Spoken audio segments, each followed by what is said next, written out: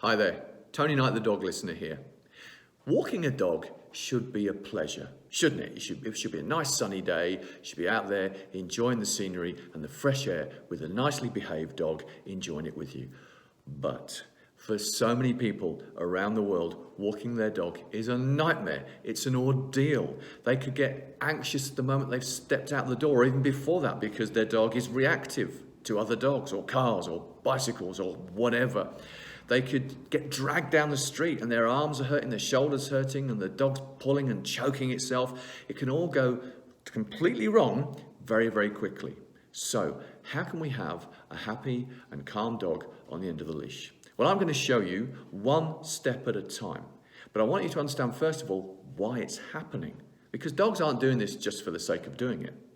When we look at dogs' relatives and their ancestors, and we look at how canines act in nature, and it's not just canines, it's other animals that live in groups. There are some members of the group who make the decisions. And in order for you to make the decisions, often you got to get there first. Now, if you get there first, you are best placed to decide, is this okay here? Are there problems? Is there food? Leaders lead. We see that with humans as well. Henry V, historically, led his troops into France, won the Battle of Agincourt, and became the King of France. Native Americans, when they went into battle, the big headdress, the leader, was at the front. Even our leaders today, even though they don't perform that function, they will still have to be seen to do it. So, which is why you'll see them, if they do a speech, standing in front of a whole load of people behind them, because leaders are at the front. Leaders lead. That makes sense, doesn't it? So when you see a dog dragging their human down the street, who's leading? Who's getting there first? Who's making the decisions? And we don't want dogs making decisions in a world that they do not understand, especially if they think they're responsible for their humans, which is why you can have a dog that is reactive to things it thinks is a problem. So that's why it happens. So what can we do about it? And what we don't have to do about it is buy a special gadget that physically stops them from pulling. Because even if you put a gadget on the dog that physically stops them, supposedly, you haven't changed their mind. You'll have dogs on a gadget, which means that they can't physically pull, but they will still be reactive to something that they've seen, or they'll still get wound up, or they won't like you putting the thing on them because you've stopped them from doing the job, but they still think they've got the job. I've seen dogs out there choking themselves, causing themselves pain, but the fact is that doesn't matter when you've got a responsibility. Some people will buy a harness for their dog because the dog pulls when it's on an ordinary slip leash or a collar and leash. And that's fine if your dog actually has a neck injury, but I did dog classes in Denmark a few years back, and one of my students was a massage therapist for dogs, and she said she had so many dogs coming into her with injuries around their back, shoulders and chest because the dogs were on the harnesses still pulling, the pain was just going somewhere else.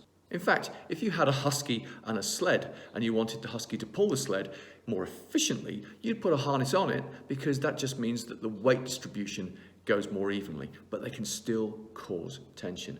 Dogs with these head collars have got they've got marks in their face where it's cutting in or rubbing off the skin because the dogs still have the same job.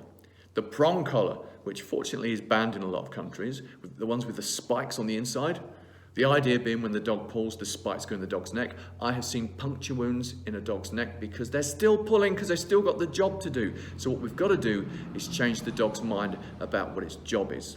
And my job here is to help you to convince your dog that they don't have to do that anymore. But you've got to do it step by step. And there are things that get in the way of you successfully having a happy and relaxed dog on the leash.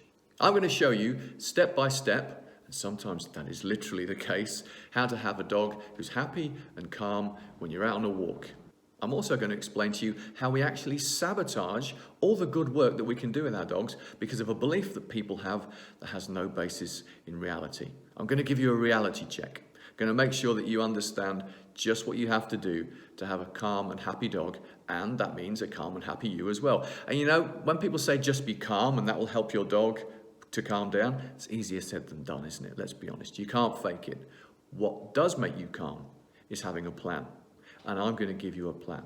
I'm going to show you how to regain control of your walks so you and your dog can be out there enjoying it. So click on the link, get the course, and you can start practicing today And the one thing I'll say to you is if you're patient, you'll actually make more progress. So watch the films and step by step, you'll start to be happy and in control and enjoy those walks again. Thanks for listening.